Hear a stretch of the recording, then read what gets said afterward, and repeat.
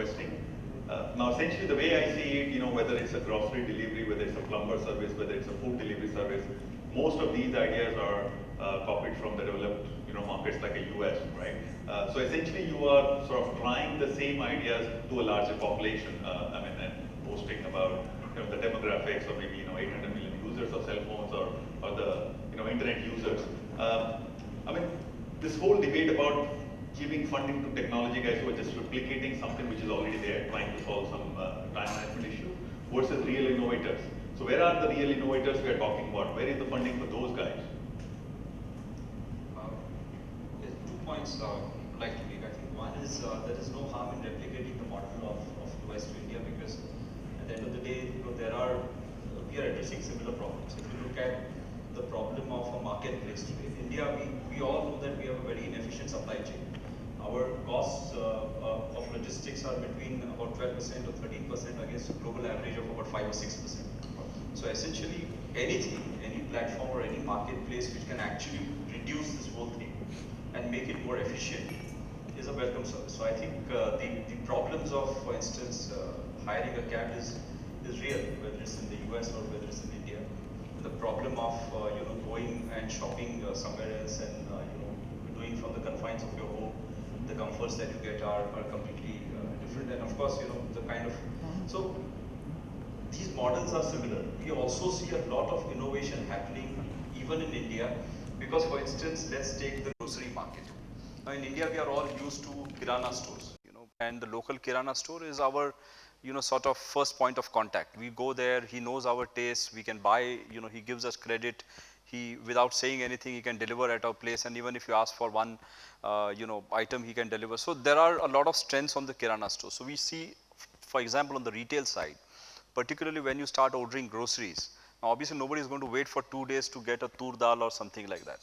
So there's a lot of tie-up that people are doing with hyper-local stores, which are the Kirana stores, from where they can then deliver the and fulfill the orders, so we see innovations happening.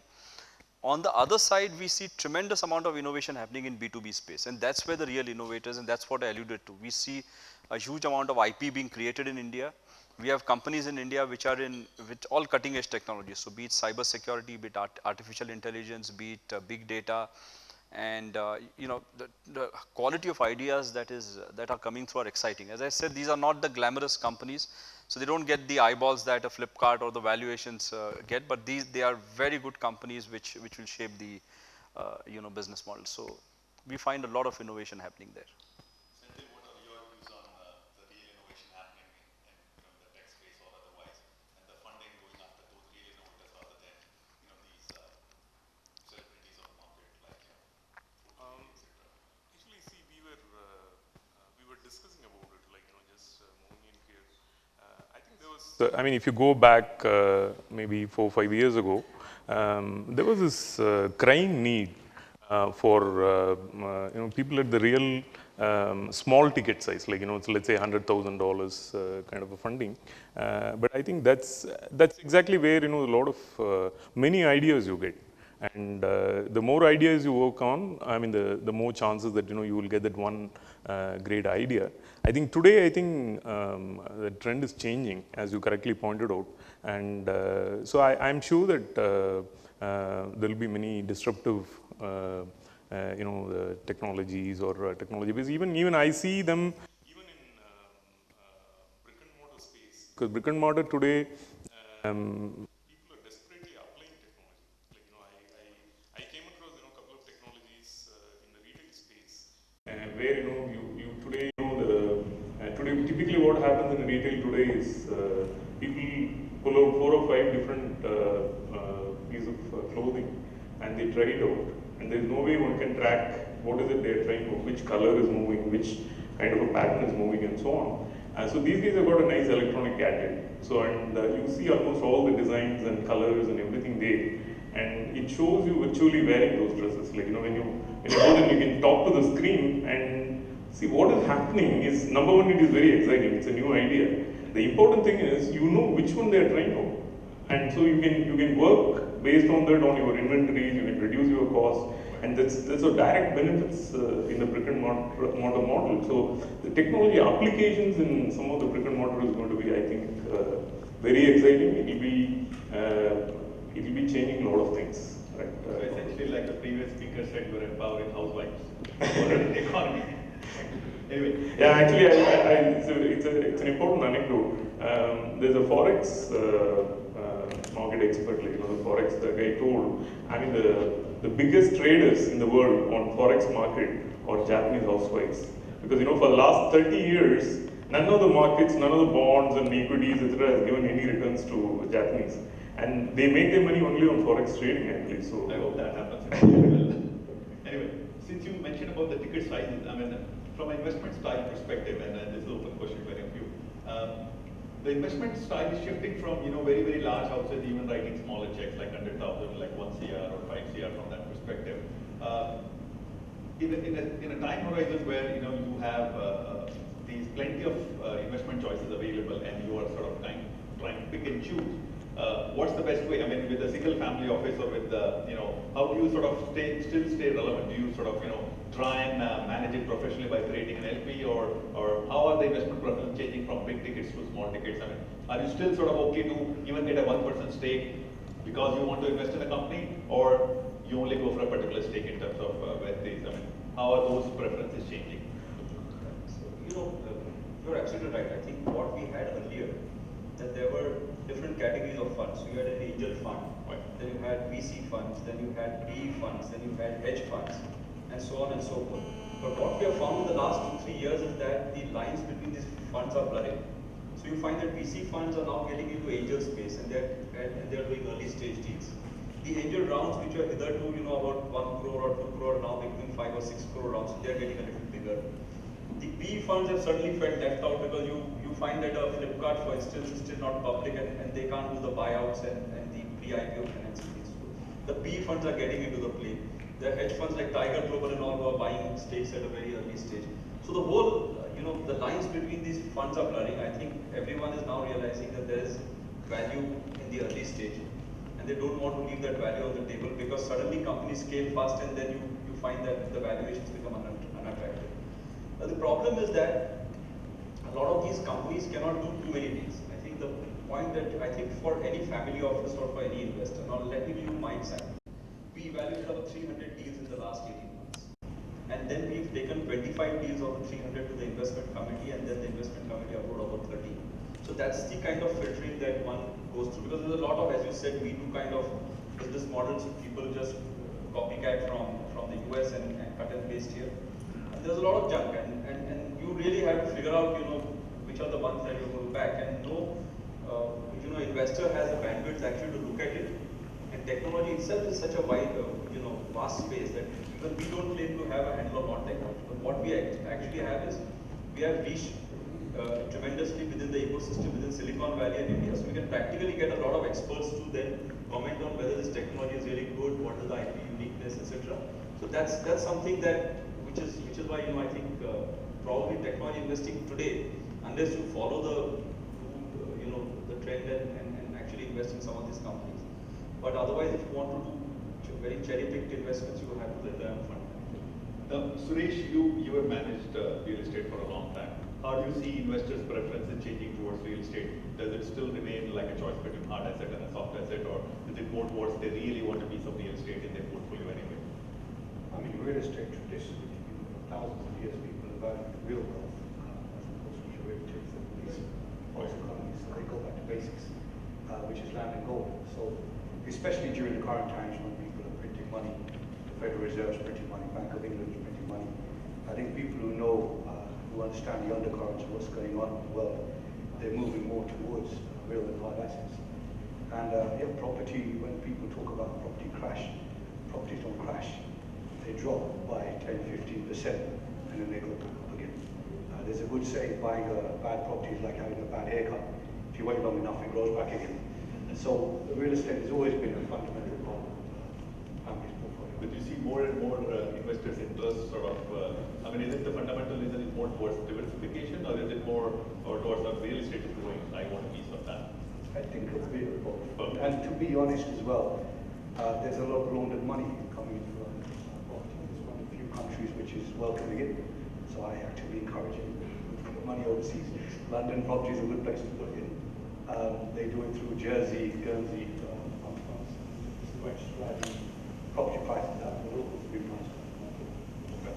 And in terms of size of these contributions or investments, have they gone up generally, or they're coming down or stable? No, the size has gone up drastically to the point where a lot of local UK Londoners are complaining that they can't get onto the property ladder, because the way it works in London is if you have whatever your salary is, you multiply it by 5, and that's what the bank will lend to you.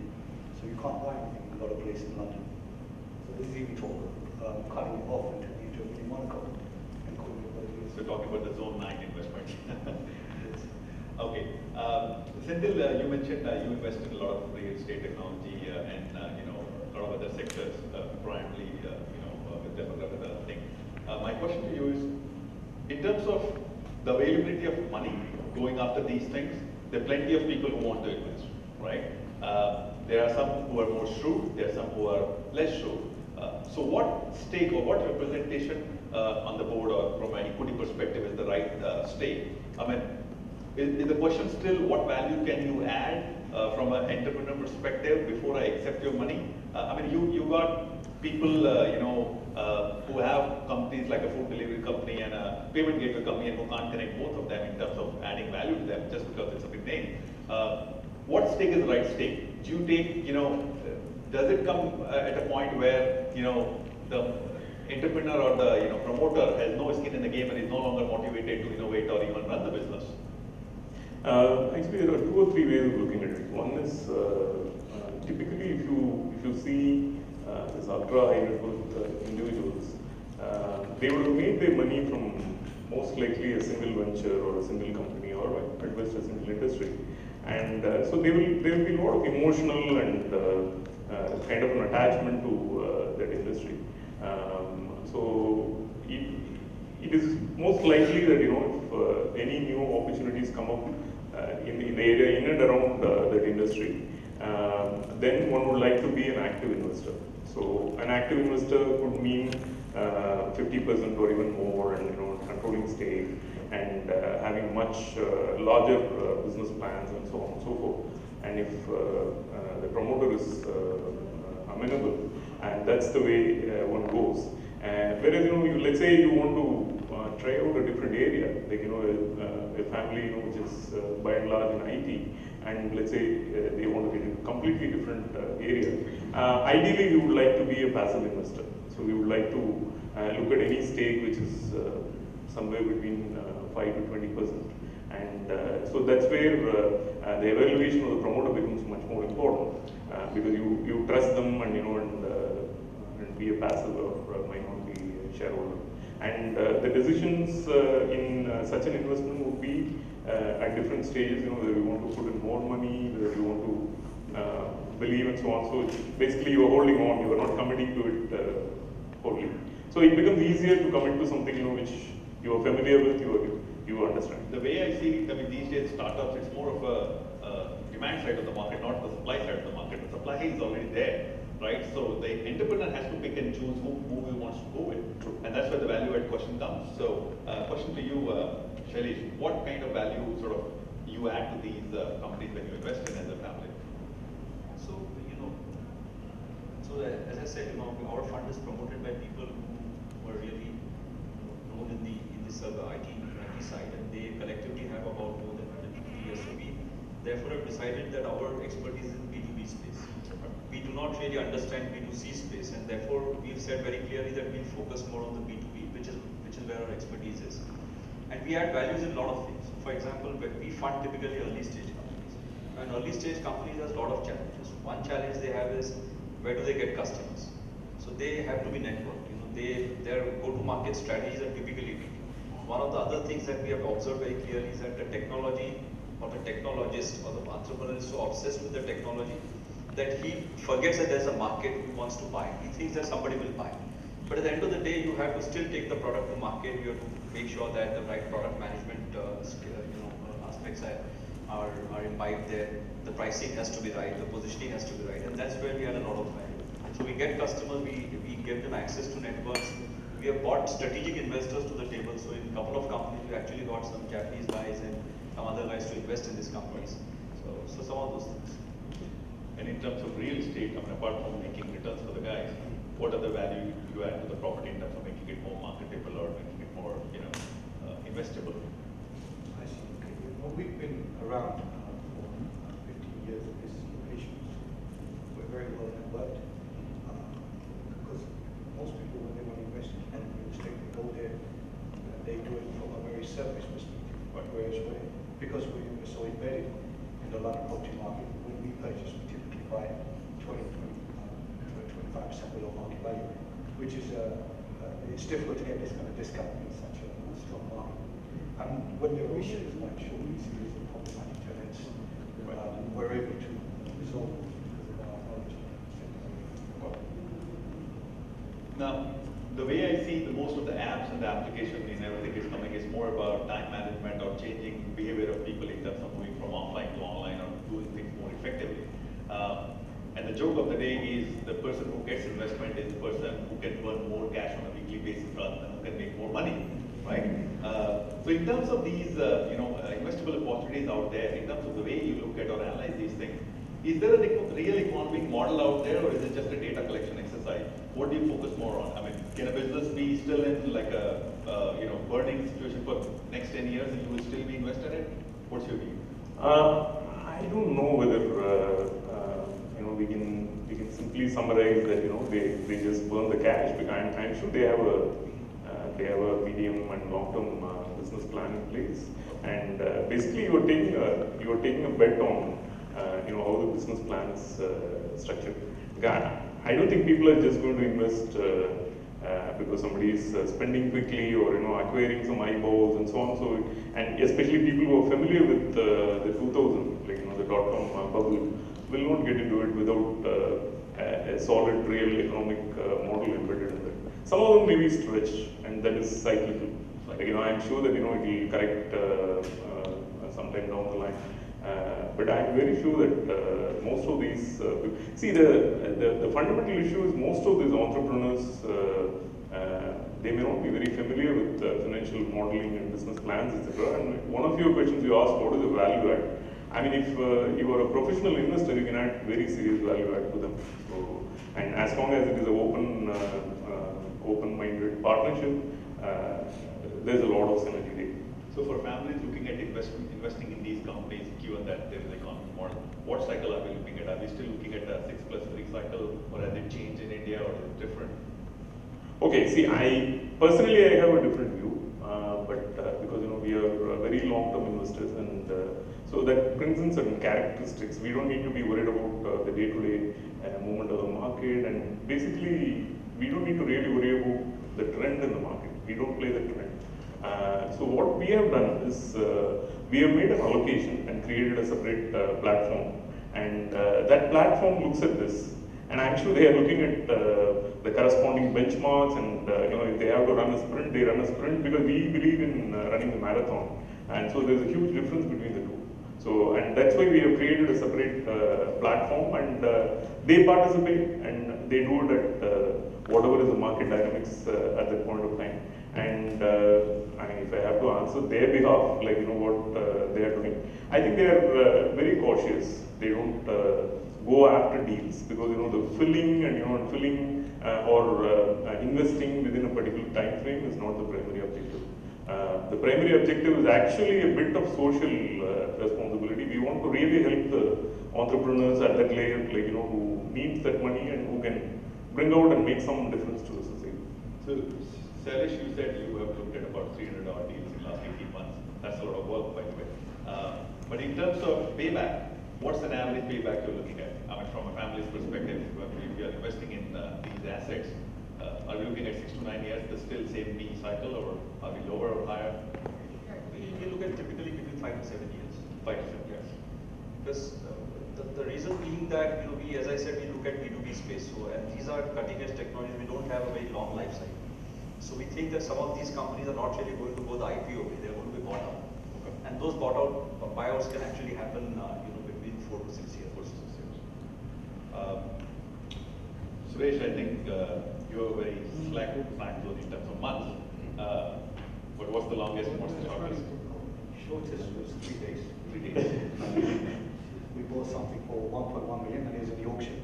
Okay. We put 110,000 down and we sold it for 1.3.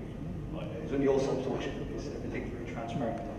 Okay. And the longest, sorry. So good. Yeah, the longest, I guess we're still in one, so yeah. Probably 2 years plus.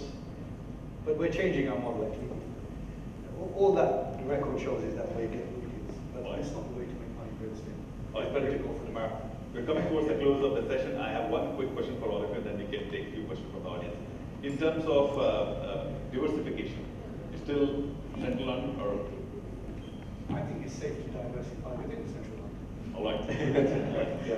What sort of, in terms of countries, currencies, you know, sectors or B2B, B2C, what diversification are you looking at in terms of investment style? So we are banking on 5 or 6 technologies, which are essentially big data.